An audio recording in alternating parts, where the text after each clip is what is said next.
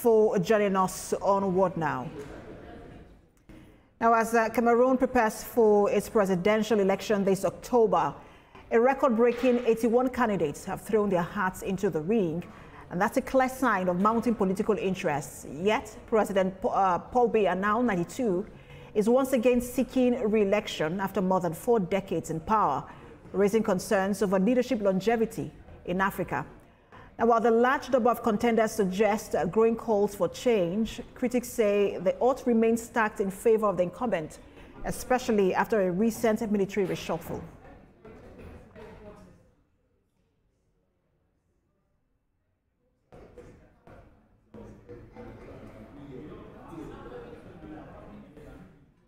And with just 7 women in the race and shifting political alliances among key opposition figures, what does this election really say about power dynamics in Cameroon and across the continent? To help us unpack this, we're joined now by African Affairs analyst Victor Hai. Victor, welcome. Thank you so much for joining us.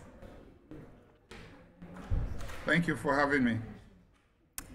So I wanted to start by getting your thoughts on this particular development in Cameroon. What vision will Paul Biya be bringing into office after 43 years in power, and has he managed to remain? How has he rather managed to remain the undisputed power center of the Cameroon's People's Democratic Movement? Okay, so it is.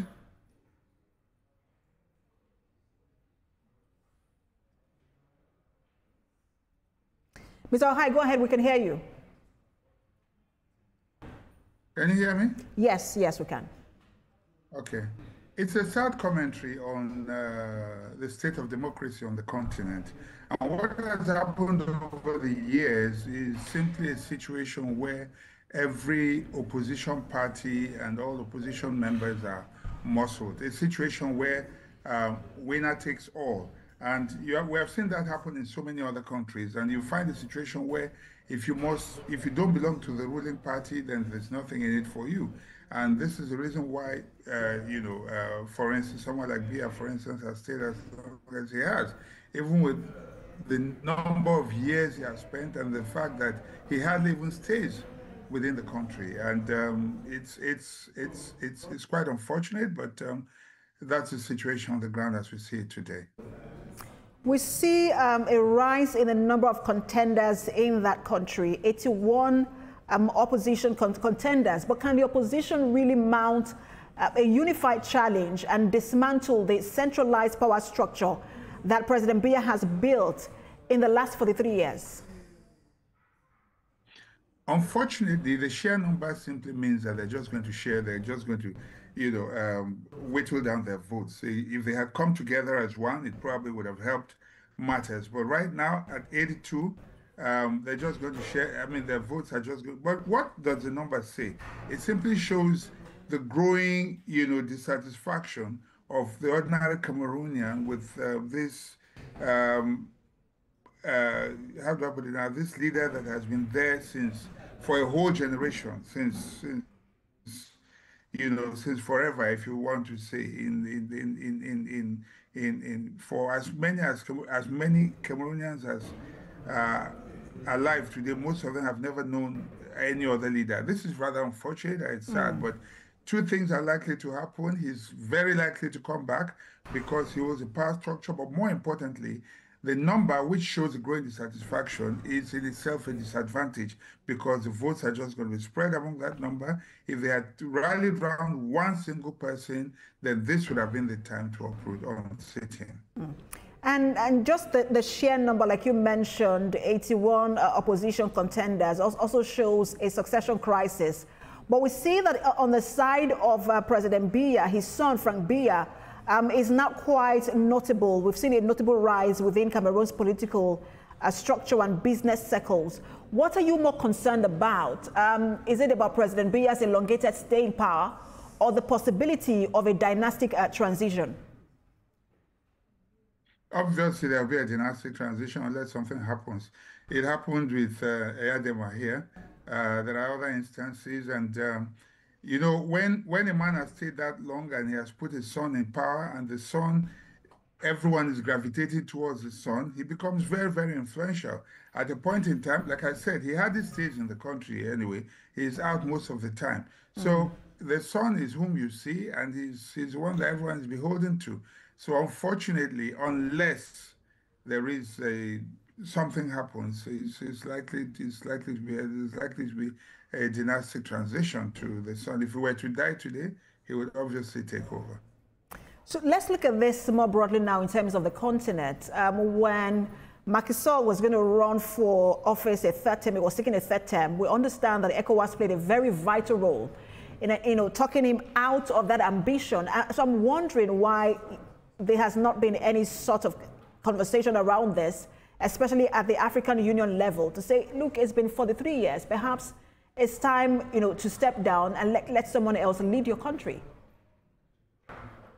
Well, there are two ways to look at it. First, and I'll keep repeating it, AU is a toothless bulldog. It has not been able to influence anything anywhere, but the regional powers are stronger. Of course, Cameroon is not a member of ECOWAS, as we know. ECOWAS is one of the strongest regional blocs. And so I would have expected, they do not have an ECOWAS, if you want to put it that way. But much more than that is the fact that,